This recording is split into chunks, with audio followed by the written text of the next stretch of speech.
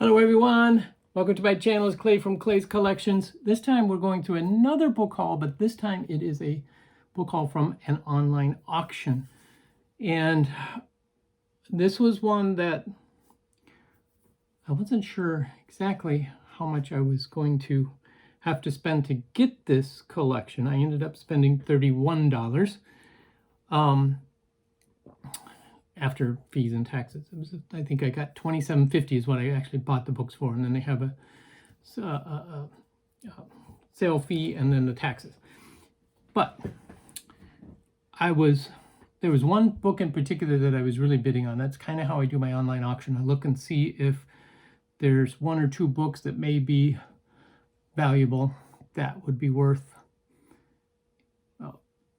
spending a little more than I would say at the bins, because obviously I'm paying more. So I kind of look at it as, okay, there's $30. Am I willing to spend $1 a book, $2 a book, $3 a book? And that kind of sets my maximum price. So in this case, I believe there were like 28 books or so. So I was willing to go up to $50. I said $2 a book I could do. So that's what I spent. Now, I had a major surprise in here, actually two of them, which we'll get into in just a second here. And the book that I thought was going to be worth more money is worth like $20. So pays for half of the books, or 2/3 of the books. And yes, it's the same day. I'm videoing 3 videos in one day, just due to time restrictions. And this way I can get them published ahead of time so I don't miss any. So if I'm wearing the same shirt and drinking out of the same coffee mug, coffee is a little cooler than when I started these videos, but it's still tasty. So anyway, just for those of you who may be interested or notice that I'm wearing the same shirt 3 videos in a row, it's not because I'm wearing the same shirt all the time. It's because this is videoed right in a row. Actually, now that I think about it, I have one other video I should do. I don't know if I'll get to it though. At some point I'll get to it. All right, so let's just get into this book haul. For those who are new to my channel, I'm a part-time dealer in mostly antique books at this point and glassware. And I sell through an antique store in downtown Hopkins called the Pink Elephant. Awesome place. Stop by, visit us anytime you're in the area. All right, this is one of the books, The Beard's Basic History of the United States. I like books that have a nice look, so when they're on the shelf, you know, they can be bought for decorative purposes, because this particular history book probably isn't going to be worth much. So these I sell for like $5 each. And more, again, for the decorative look than for anything else. So, and especially when you buy a lot of books, like a box or, you know, an auction lot, you're going to get some oddball books that aren't going to be worth a whole lot of money. And that's okay, right? Because you make up for it in the ones that are worth the money. Then there's The Devil's Advocate by Morrow. And these were all the same person's collection. So that's kind of nice. William Morrow, 1959. So this is the first edition, it appears to be. And a lot of these are first editions, because this guy wrote the date that his name and the date that he got the book in almost every book that he owned. So that's kind of helpful and helps prove the lineage of the book. So yeah, so that's another, probably an expensive one. Short stories from the New Yorker. Not very attractive, other than if you're looking for this grayish color.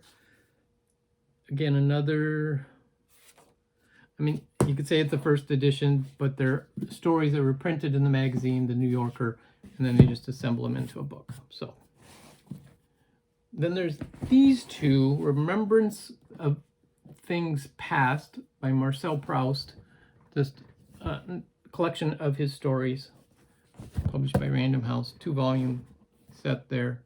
The Dickens Digest, these are, I sell a lot of Dickens stuff, again, the classic titles, right? This one has David Copperfield, the Pickwick Papers, Martin Chuzzlewit, and Oliver Twist. And I actually was like, you know, I should read this, because I've read David Copperfield and I half read Oliver Twist. I couldn't finish the book. But these are actually condensed stories, so they're not the long drawn out. So I'm like, you know, this could be good. See, this is what I mean by he wrote his name and the date he gets the books in the front. So that helps. Date to know whether it is a first edition or not. All right. So this one, Don Quixote. This is a beautiful publication. It is losing some of the print on the spine. This particular book is a $20 to $25 book. That was one that I was like, okay, that's a good one, you know, that helps make the whole lot worth the extra money. This was one that was surprising because all they showed you in the video, not the video, the pictures online were the spines. This is a blank spine, but it's the history of Rome. This particular book is from 1880, and it's in excellent condition given the age. It's the Catholic Publication Society, which kind of surprised me. But they talk about the Roman Empire in all of this. And then, yep, all the way through Constantine. So I was like, that's interesting. That'd be an interesting read, actually. This one, The Fountain Overflows by Rebecca West. This also is a first edition. And I like that some of them he even wrote in here, on bestseller list, a good book. So he liked this one. This one is in like brand new condition. 1956. The dust jacket is like excellent, just tiny bit of wear at the top and the bottom. So can't complain about books like that. Then this one, My Friend Flicka and Thunderhead by O'Hara. 2-volume collector's set in the box. These always do well. Again, $20, $25 set. Because the books are in excellent condition. A Sub-Treasury of American Humor. These don't go over so well, so they'll go in the $2 to $5 pile. I'm thinking we're doing some rearranging at the Pink Elephant, and when we rearrange my book area, I'm going to have even lower than $5. I'm going to have a $2 section for stuff like this, just to try to move books out. Because what I sometimes do, if they're not worth very much, I just donate them. But if I could sell them for a couple bucks, then that might be even better. Stories to Remember. This is a 2-volume set. Thomas B. Costain. He included all of his books in this 2-volume set. These still have the dust jackets on them. 6 complete novels and 33 stories. So, fun little reading. And my experience is that novels do not typically do well. They don't sell well. Older novels, obviously new ones do. Older ones, not so much unless they're classic titles. So that's kind of been my experience. So if you see a lot of old books, but most of them are novels, they're going to sit for a while, unless they have decorative value. Now, The Wreck of the Merry Deer, when they took pictures, you couldn't read. That's what you could read, so you can't really see what it says. It's a story by C. It's got the dust jacket. A good book for teenagers, too, he has written in here. So it's a good book with the dust jacket. You know, I'll probably put $5, maybe a little more. But this was the one, Twilight for the Gods. This was the one that I saw originally that I said could be worth some money, thinking it was more like a $40 book, but actually it's more like a $20 book, even with the dust jacket.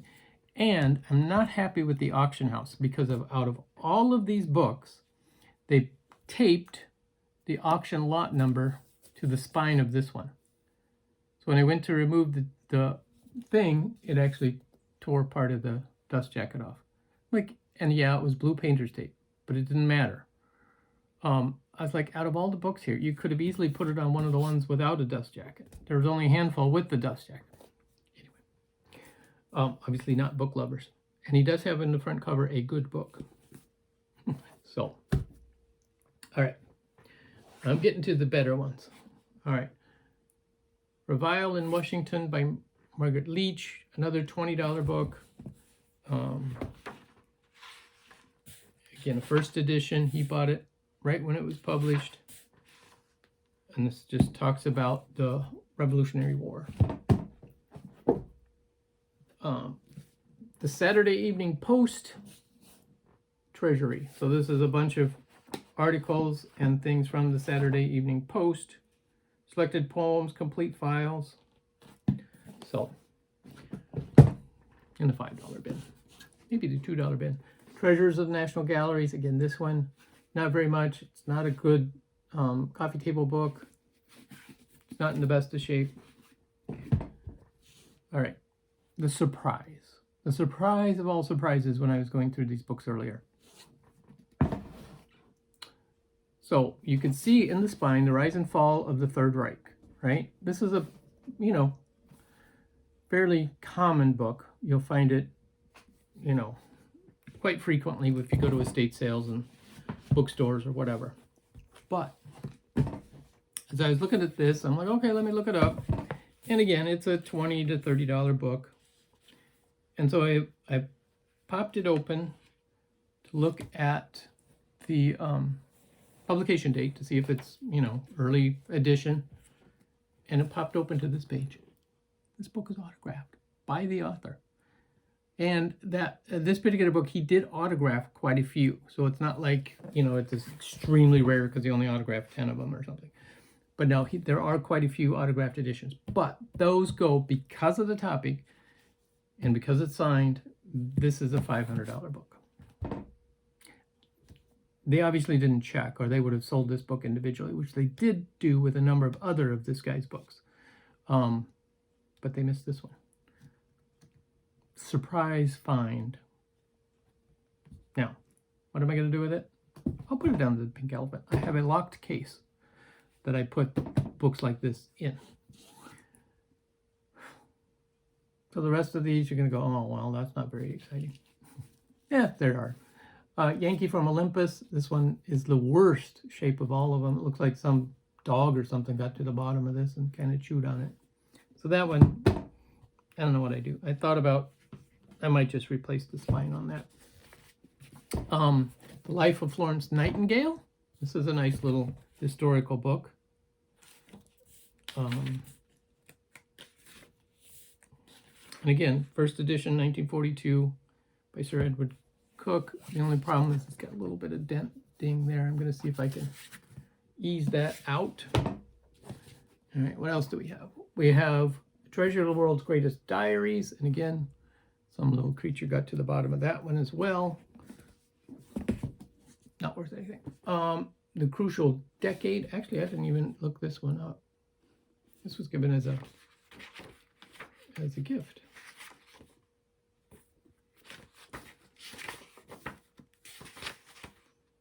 America, 1945 to 1955. This covers a specific historical period. First edition. So, I have to look that one. I didn't look that one up. Origins of the American Revolution by Miller. Oh yeah, there's this little stack that my phone quit working, so I didn't get them looked up. Published July 1943, copyright 1943. So this is an early publication. Did he write a date on this one? He didn't write in this one. And the last one for you dog lovers, the Fireside Book of Dog Stories. This one has the dust jacket in very good condition. He bought this in 1943. Simon & Schuster. About the appearance of books in wartime. A recent ruling by the War Production Board has curtailed the use of paper by book publishers in 1943. In line with this ruling, and in order to conserve materials and manpower, we are cooperating by using lighter weight paper, which reduces the bulk of our books substantially, printing books with smaller margins and with more words to each page. Result, fewer pages per book. Slimmer and smaller books will save paper and plate metal and labor.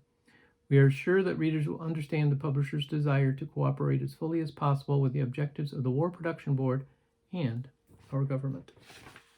Sweet!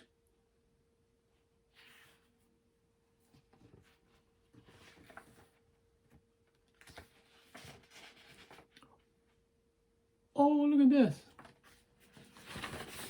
I just happened to notice that the dust jacket had 2 layers of paper. So I thought, oh, what'd they do? Put 2 dust jackets on there? This makes it even more unusual to have the book because with the dust jacket. Come on, fingers. They have a poster on the back side of the dust jacket. Come on now, you can do it. Look at that. That is so cool. First published by the J.L. Smith Company. So it talks about the different dog breeds and where they come from. That is cool. I wonder when this was first published. Does it have a date on here? 1933. This map derived from something and many other sources, designed by Joseph Sims, copyright 1933. Cool. The Dachshund, 16 to 22 pounds. Badger dog. Germany, 19th century. Scottish Terrier. West Highland Terrier. Beagle Poodle. Oh, this is so cool. Huh. Anyway, I'm done with the video. Thanks for watching, guys. Catch you next time.